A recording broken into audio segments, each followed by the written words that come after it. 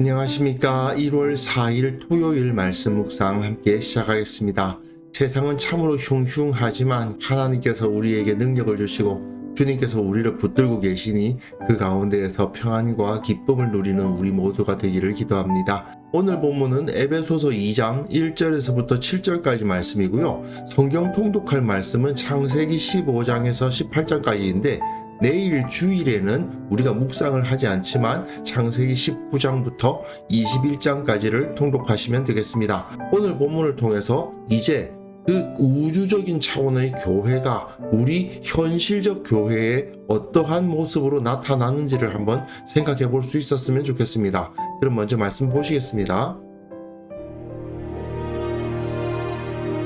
그는 허물과 죄로 죽었던 너희를 살리셨도다. 그때 너희는 그 가운데서 행하여 이 세상 풍조를 따르고 공중의 권세 잡은 자를 따랐으니 곧 지금 불순종의 아들들 가운데서 역사하는 영이라.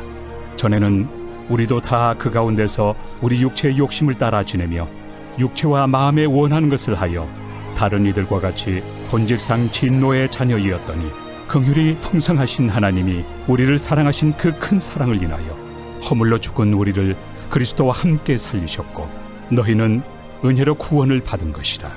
또 함께 일으키사 그리스도 예수 안에서 함께 하늘에 앉히시니 이는 그리스도 예수 안에서 우리에게 자비하심으로써 그 은혜의 지극히 풍성함을 오는 여러 세대에 나타내려 하심이라. 이 에베소서가 크게 1장에서부터 3장까지 그리고 4장에서부터 6장까지 이렇게 나뉘는데요. 1장에서는 우주적 차원에서 하나님께서 온 세계를 어떻게 구원하시고 그 가운데 핵심적인 존재, 교회가 하나님의 백성으로서 어떤 위치에 있는가를 선포했다면 2장에서는 그럼 우리 에베소 교회는 어떠냐? 이렇게 적응해 들어가는 거죠. 전 세계의 교회 가운데 수많은 교회들이 존재하는데 이건 어디까지나 에베소와 그 주위 교회에게 보낸 편지니까 우리 에베소 교회에는 이 하나님의 역사하심이, 이 구원의 역사가 하나님의 백성으로서 교회가 세워진 그 원리와 원칙이 어떻게 적용되고 현실화되었는가 하는 것을 보여주는 부분이 바로 이 2장이라고 할 수 있습니다. 그런데 결국은 1장에서 선포하고 있는 그 원리가 그대로 반영이 됩니다. 예수님과 함께 연합했다라고 선포하고요.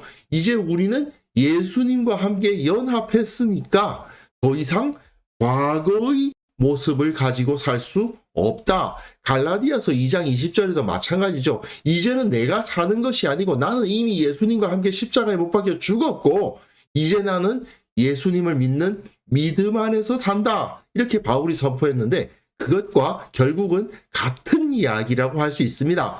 과거 구약 시대에는 이스라엘이 하나님의 백성으로서 가나안을 정복하고 그 주변 나라들에게 하나님의 통치를 선포하는 존재였다면 이제는 교회가 하나님의 백성이 되고 또 하나님의 아들들, 하나님의 자녀들이라는 지위를 가지게 되기 때문에 그 지위로서 온 세계에 하나님께서 살아계신다. 예수님께서 온 땅을 다스리신다 하는 것을 선포하는 존재가 된 것이죠. 그리고 바울은 이 대부분이 이방인들로 이루어져 있었을 이 에베소 교회 역시 비록 성경에 대한 지식이 탁월하게 좋은 것도 아니고 그 집안에 오랫동안 신앙적 연륜이 쌓여 있지도 않지만 그럼에도 불구하고 우리가 그 사명을 받았고 그 사명을 감당할 수 있게 되었다라는 것을 여기서 보여주고 있는 것입니다.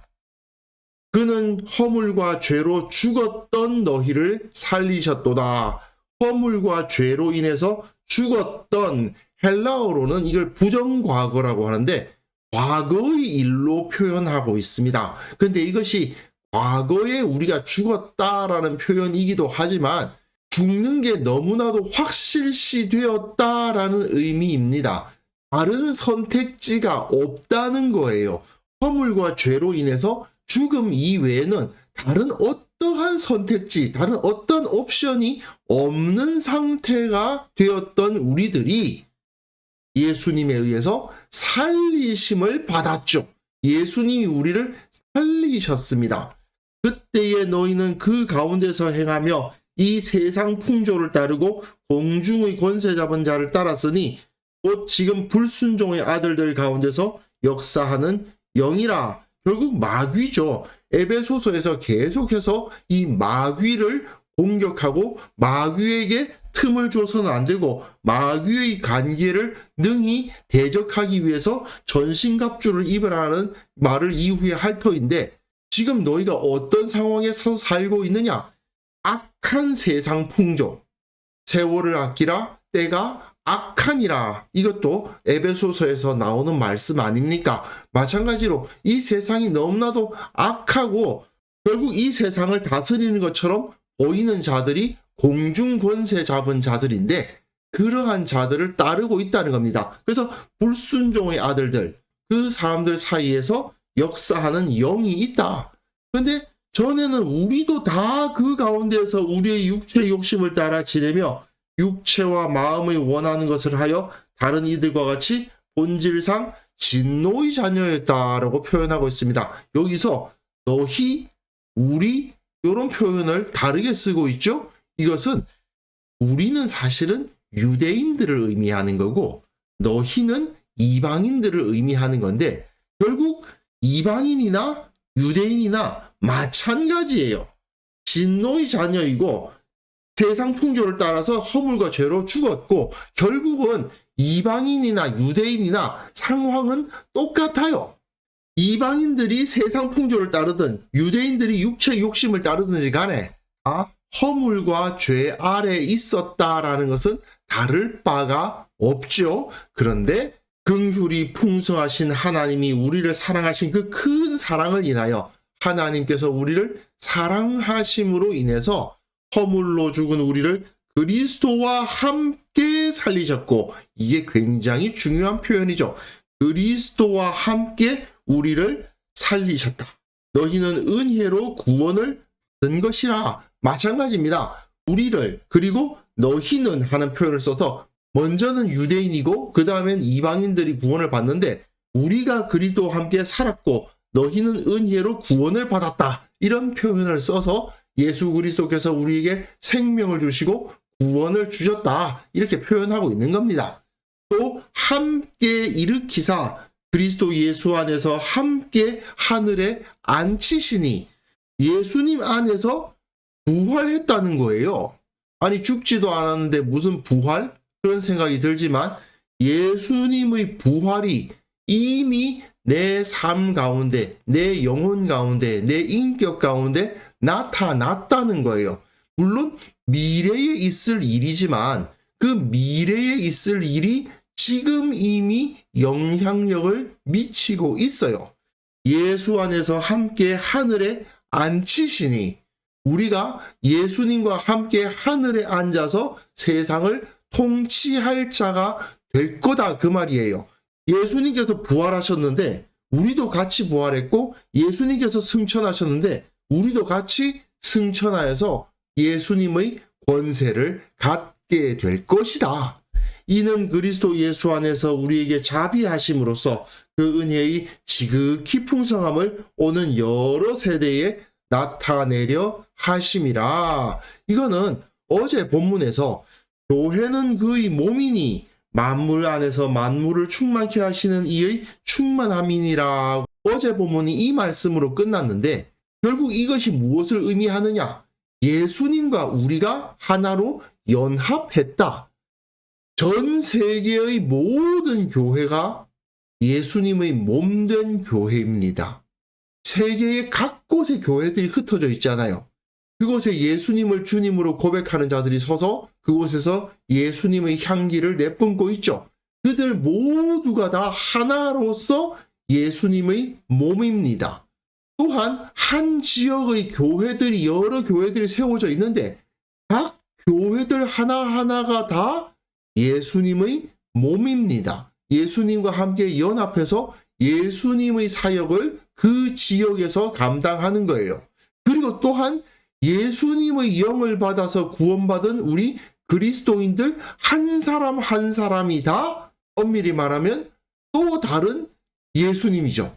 내가 무슨 예수님인가 그런 생각이 들지만 비록 나의 죄성과 부족함과 나 육체의 한계가 있음에도 불구하고 예수 그리스도의 영, 성령께서 우리 가운데 임재하셔서 우리의 생각과 우리의 행동과 우리의 모든 것을 다 예수님을 닮게 하셨죠. 그것을 통해서 세상은 예수님의 통치를 받게 될 것이고 이것은 이후에 오는 여러 세대에 계속 반복될 겁니다. 예수님께서 언제 다시 오셔서 이 인간 역사를 마무리하실지는 우리가 알 수 없지만 그 기간 동안에 수많은 세대가 반복될 것인데 그 세대마다 예수 그리스도의 영이 임하시고 그 가운데 예수님을 아는 자들이 세워지고 결국은 이 땅을 하나님의 나라로 만들어 가실 것이다. 이것이 바로 교회의 의미이죠.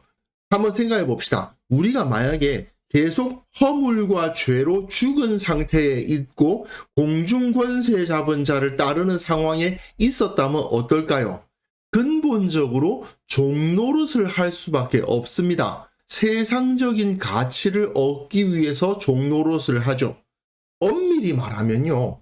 어떤 기업에 들어가서 단지 월급만을 목적으로 일하는 사람이 있다면 따지고 보면 그들도 노예가 맞습니다.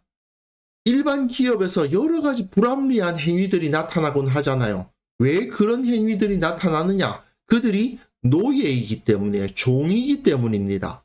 하지만 어떤 대가를 요구하는 것이 아니라 좋은 일을 하고 의미 있는 일을 하는 것이 더 우선되는 사람이라면 물론 월급 받는 것도 중요하지만 이 일을 통해서 내가 정말 의미 있는 일을 하고 있다는 자긍심을 가지고 일하고 있다면 그 사람은 종이 아닙니다. 그 사람들은 다 자유자죠.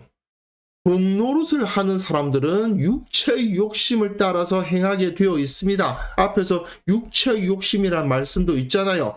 하지만 예수 그리스도의 능력으로 인해서 자유인으로서 사는 사람은 선의의 근거에서 하나님의 뜻에 근거해서 살아가게 됩니다.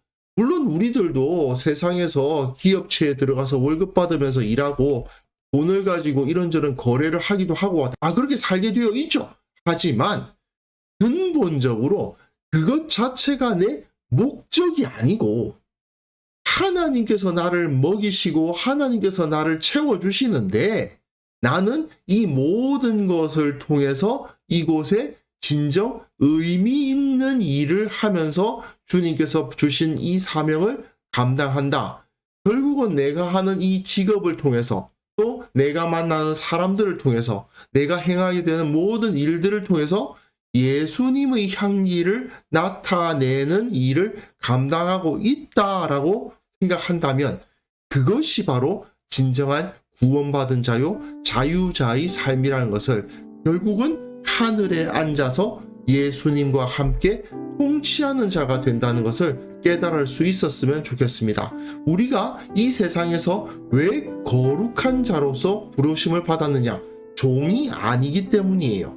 세상적인 논리와 세상의 위협에 흔들리지 않고 주님께서 나를 왜 이 자리에 세우셨는가를 늘 기억하면서 진정한 의미 있는 삶, 진정한 가치 있는 삶, 정말 예수님을 닮은 삶을 살아감으로 말미암아 내 인생의 가치를 찾고 결국 이 땅을 하나님의 나라로 만들어 가게 된다는 것을 우리는 분명하게 기억해야 될 것입니다. 그래서 이 시간 함께 기도하실 때에는요, 내가 예수님과 함께 연합했다, 하나 되었다는 사실을 온전히 깨닫게 하시고 내 영혼에 감사와 기쁨이 충만하여 세상 가운데 이 사랑과 감사와 기쁨을 전하게 하옵소서. 과거의 죄악과 부끄러운 습관들 다 버리고 오직 이곳에서 예수 그리스도를 따르는 진정한 구원받은 자, 자유자로서의 삶을 살게 하옵소서. 함께 기도하는 시간 가졌으면 합니다.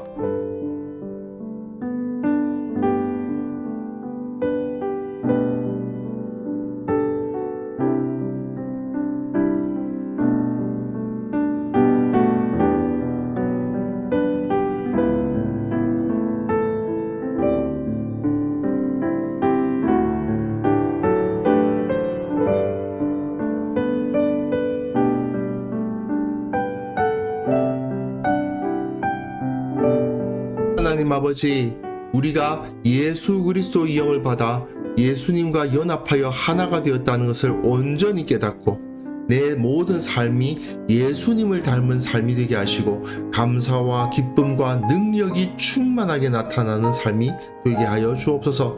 과거의 죄악들, 부끄러운 습관들 혹시라도 남아 있다면 다 제거하게 도와주시고 주님 안에서 거룩한 삶을 살아서 세상의 죄의 허물의 종이 아니라 오직 우리 주님의 종이 되고 말씀의 종이 되고 진리의 종이 되고 참된 자유자로서 이 세상에서 살아가는 자들 될 수 있도록 은혜 위에 은혜를 허락하여 주옵소서. 아버지 하나님, 특별히 원하옵기는 우리 교회 예배 가운데 하나님의 구원의 은혜가 온전히 드러나야만 되겠습니다.